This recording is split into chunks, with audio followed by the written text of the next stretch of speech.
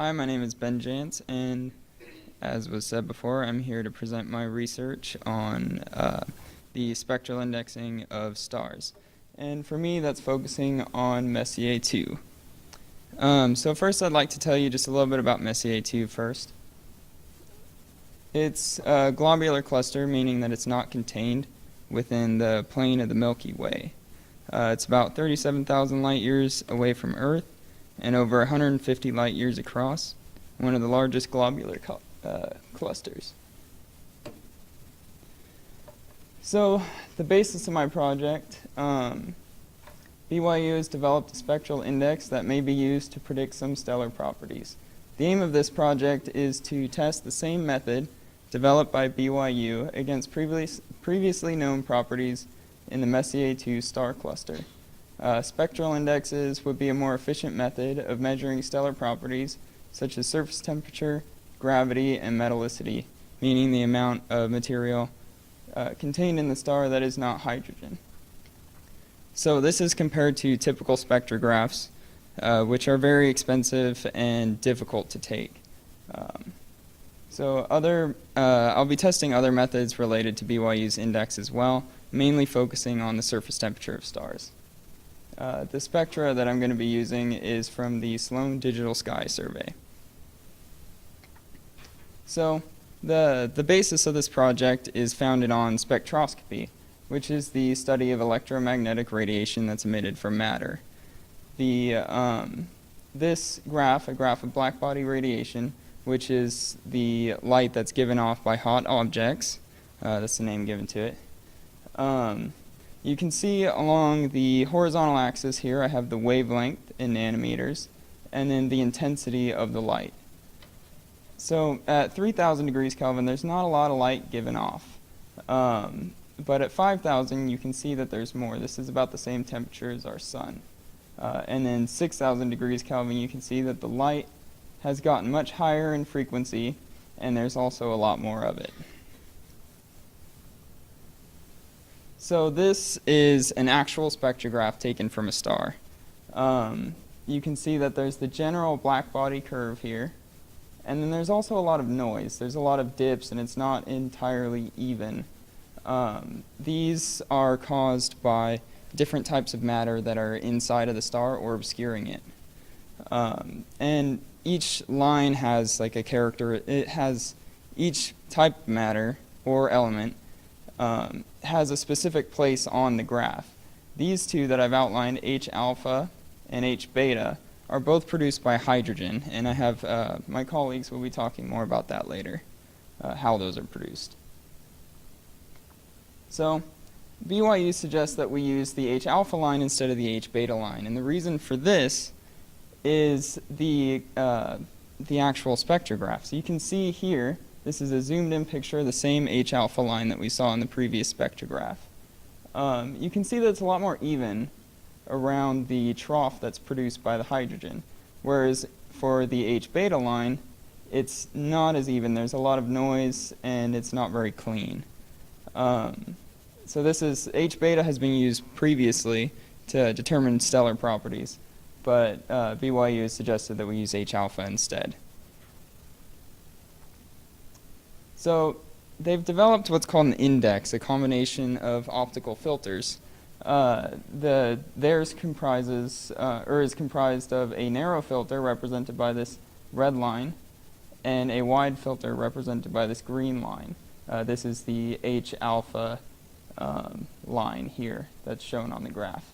And their idea is to remove the light gathered by the narrow filter from the wide filter, and that will give you a better representation of the star.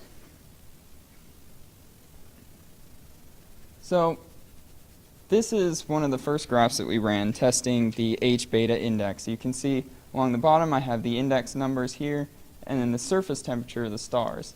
This is was supposed to be just a basic test to see how well the H beta index, which has been used before, correlates to the surface temperature. And you can see there's a little bit of a linear correlation to it. It's not that great. There's a lot of outliers. There's this one up here, which has a low H beta index compared to its high temperature, you would expect to see that more over here if this index was like used for predicting stellar temperature. And the other thing I'm going to point out is this R value. We're going to be talking about this a lot because this is basically how well this line fits to this data. It just gives us a way to quantify how linear our relationship is. So since we tested the H beta, which has been used before, we decided to test the H alpha, which BYU suggests would be a good idea. And you can see from the R value, it did increase. It's more confined to the line of fit here than the H beta. But we still have outliers, like this one up here again.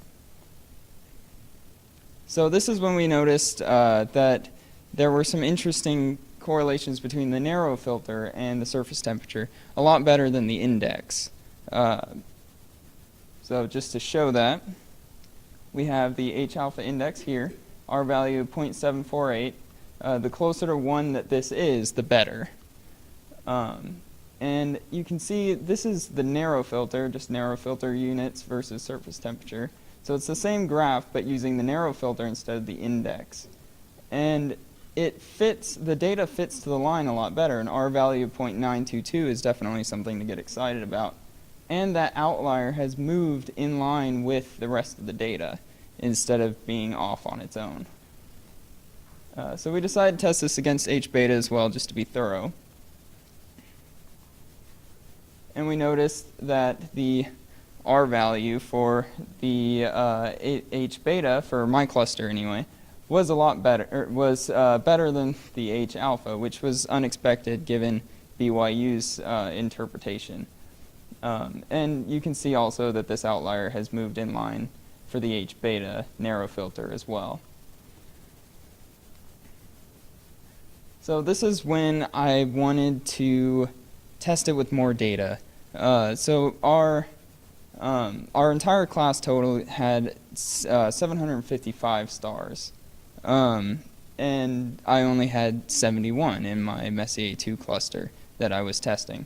So when we look at the H alpha index for all of our stars, it's better. It's not great. You can't really use this to predict any sort of temperature.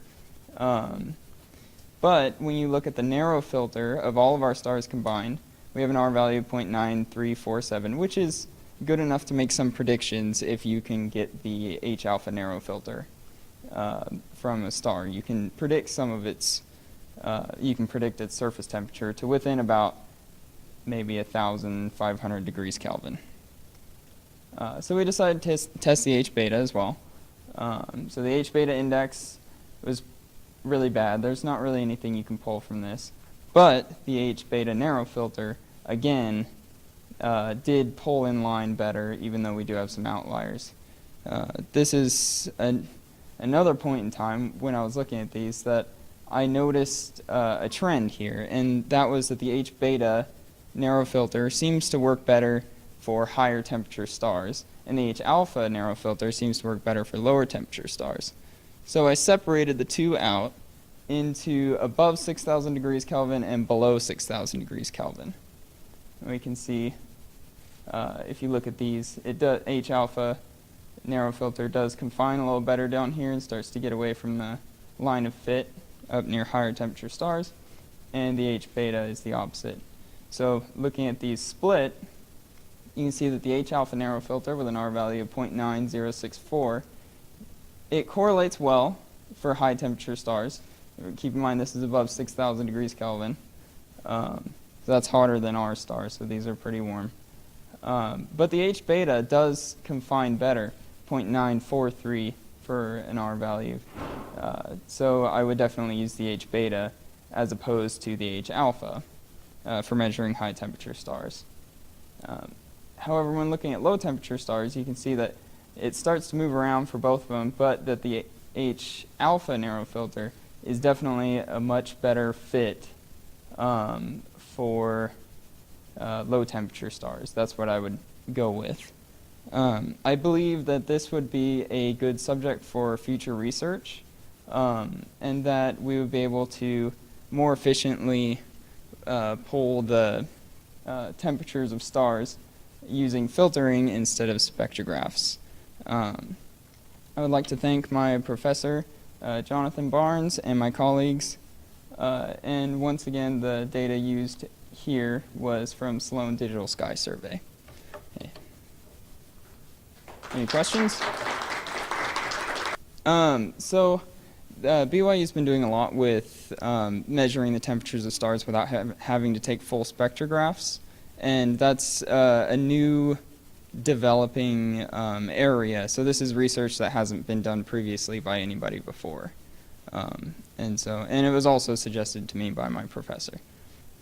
Well, if we know the temperatures of the stars, we can predict certain things about the cluster. And learning beyond just that cluster, you can start to look at different parts of, you can contextualize what you're looking at in the rest of the universe too. So you can use that to further build our knowledge of the way the universe works. Oh, all right, so TEF was just the short data name that was given to the effective temperature of the surface of the star. So, yeah, basically. The most interesting result that we had was that the index was not better at all than the narrow filter. And it was suggested by BYU that the index would be better than anything for measuring the temperature of the star.